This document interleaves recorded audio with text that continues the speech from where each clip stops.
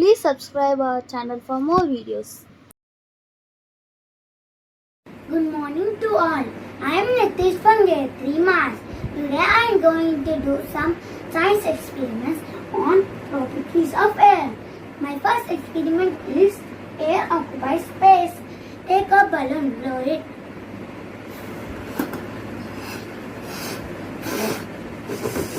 So what do we observe? We observe that the balloon gets bigger and bigger when we blow it. So this proves that air occupies space. My second experiment is air as mass or weight. Take two balloons, blow one of them. Tie the inflated balloon on the end of the weighing scale and the deflated balloon on the another end. So what do we observe? We observe that the weighing scale bends towards the inflated balloon. So this proves that air has mass or weight. My third experiment is air supports burning.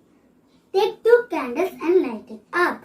Keep one candle at open space and cover the another candle with a glass jar.